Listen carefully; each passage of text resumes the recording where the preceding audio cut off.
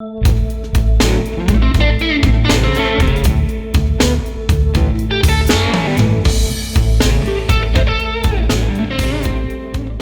up, everybody, and welcome to the Mellow Buzz Juke Joint, where there's never a cover and no drink minimum. If this is your first time here, welcome. I'm your host, Mike P. Thank you for taking the time to see what the Mellow Buzz is all about, and to join me on my personal journey of musical discovery. And to all the returning Mellow Heads, thank you for coming back for the continuation of my journey. Last week, we were lucky to have Mr. Blues himself, Wynonie Harris. This week, I couldn't be more excited, so please pull up a seat, get ready to be entertained. On stage this week, we have none other than the original drifter, Clyde McPhatter. Clyde Lensley McPhatter was born on November 15, 1932, to Reverend George McPhatter and his wife Beulah, in the Hayti district of Durham, North Carolina. He was the fourth of 7 siblings. By the age of 5, Clyde, along with his brothers and sisters, was already singing in their father's church, Mount Calvary Baptist Choir. By the age of 10, he was already showing his musical prowess when he became a soloist in the church's choir. 3 years later, the family made the move north to Teaneck, New Jersey. While attending Chelsea High School, Clyde formed his first gospel group. Clyde, along with William Anderson, Wilmer Baldwin, James Johnson, Dave Baldwin, and Charlie White, formed the Mount Lebanon Singers. The Mount Lebanon Singers became one of the biggest gospel groups on the East Coast. And after winning amateur night at Harlem's Apollo Theater in 1950, Billy Ward, the frontman of the Dominoes, recruited Clyde to sing with them. In 1950, Billy had signed the group to King Records and would appear on their subsidiary Federal. The first song Clyde would be lead on was Do Something For Me. It didn't get great reviews and sounded a bit stale, and Billy, being a strict group leader, who would often pass the blame, delegated Clyde to background on the Dominoes' next few songs. This began to put a strain on their partnership. It wasn't until 1952 that Clyde would get the lead spot again. He would show off his chops on Have Mercy Baby, which was a more up-tempo rocking song. Clyde's last song with the Dominoes would be The Bells. The Bells was a strange departure from what Clyde and the rest of the Dominoes were doing. Clyde was relegated to essentially crying the song, since it was about the singer's own death. By this time, Clyde had had enough of Billy and the way he was running the group, and quit the Dominoes in 1953. Met Erdogan of Atlantic Records heard through the grapevine about the animosity between Clyde and Billy prior to Clyde quitting the group. So when Clyde quit, Atlantic was there waiting. Clyde was excited to finally be on his own. Unfortunately, Atlantic wasn't looking for a solo act and mandated that Clyde put together a group. So in May of 1953, Clyde put together the Drifters. The Drifters consisted of Willie Furby, Bill Pinkney, Andrew Thrasher, and Gerhard Thrasher. Their first recording session took place in June of 1953, which produced nothing of interest. When Clyde and the Drifters went back into the studio in August of 1953, they produced their first hit, Money Honey. It reached number 1 on the R&B charts and stayed there for 11 straight weeks. They would follow up with a string of more hits, including The Way I Feel, Lucille, White Christmas, and What You Gonna Do. In 1954, Clyde was drafted into the U.S. Army. He was lucky and did a 2-year stint stationed in Buffalo, New York. This allowed Clyde to still record and perform on the weekends. In July of 1954, Clyde had a falling out with George Treadwell, the manager of the Drifters, and left the group to go on out his own. His first single, Everyone's Laughing, and Hot Ziggity went nowhere, and Emmett was getting worried that he made a mistake in allowing Clyde to go solo. However, with the release of Love Has Joined Us Together, a duet with Ruth Brown released in November of 1958, his worry went away. Love Has Joined Us Together landed in the top 10, and things went up from there. Through 1958, Clyde would go on to have 6 more songs in the top 5 on the R&B charts. Treasure of Love, Long Lonely Nights, and A Lover's Question all hit number 1 on the R&B charts. A Lover's Question also peaked at 6 on the US pop charts. Clyde's time with Atlantic ended in 1959 when he decided to move on to MGM Records. His time with MGM was short-lived and barely lasted a year. He released 4 singles and an LP titled Let's Start Over Again while with MGM. Only Let's Try Again made its way on the R&B charts, only reaching 13. And Let's Start Over Again went unnoticed. By now the music scene was changing and Clyde realized he might get left behind and turned to alcohol to numb the depression. In 1960, Clyde Otis of Mercury Records felt that Clyde still had something to give to the music world and signed him to the contract. And it seemed he was right. Ta-Ta was released in July of 1960 and peaked at 7 on the R&B charts, and 23 on the pop charts. His first of 8 LPs for Mercury, also titled Ta-Ta, was released in October of 1960. Clyde would also have some crossover success with I Never Knew, Lover Please, a song that Clyde actually hated, and A Little Bitty Pretty One, all made it on the US pop charts. His final top 10 R&B hit of his career would be released in 1964. Deep in the Heart of Harlem would peak at 10 on the charts. This song would also appear on his final studio album for Mercury, Songs of the Big City, which was released in April of 1964.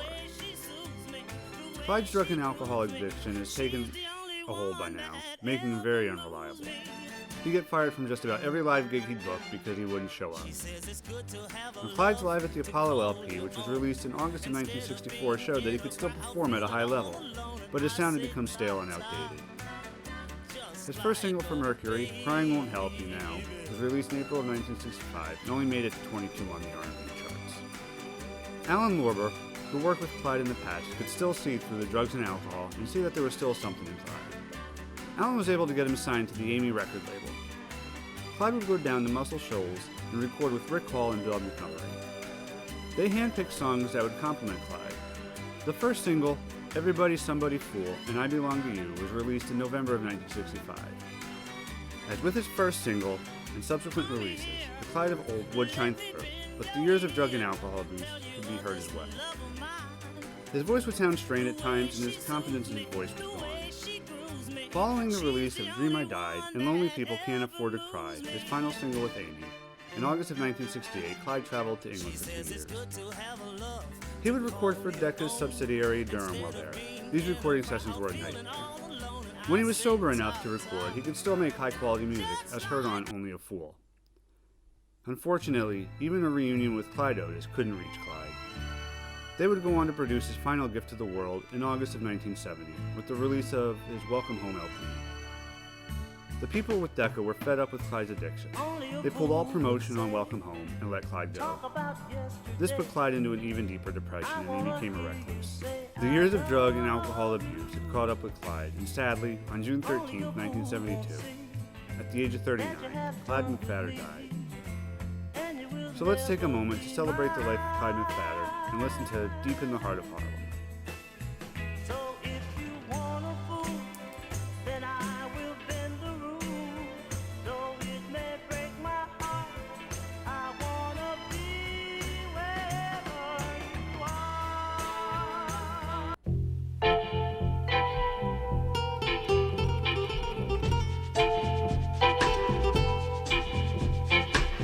A dog barking at the crack of dawn.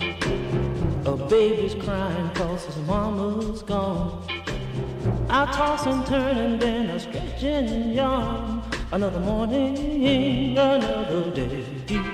In the heart of Harlem.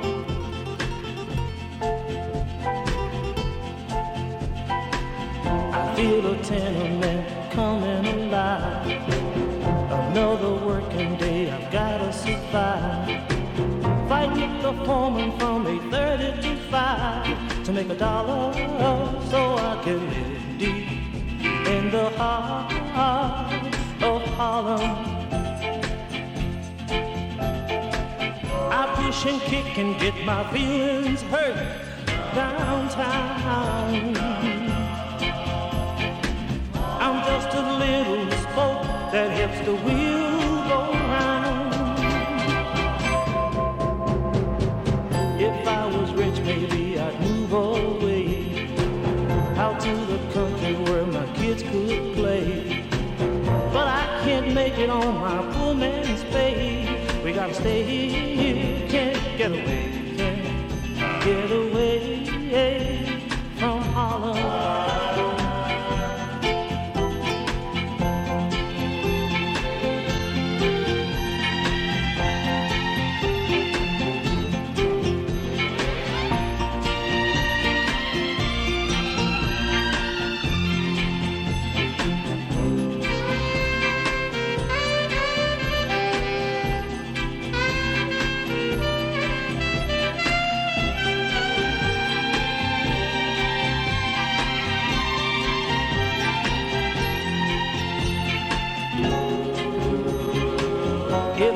rich, maybe I'd move away out to the country where my kids could play.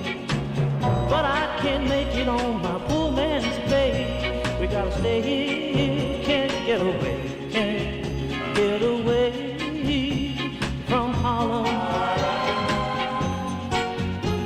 Deep, deep in the heart of Harlem.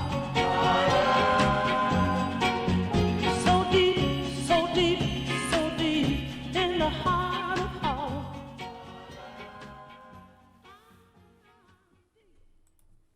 And that was Clyde McPhatter, Deep in the Heart of Harlem. That song really showcased his voice. It was smooth and silky.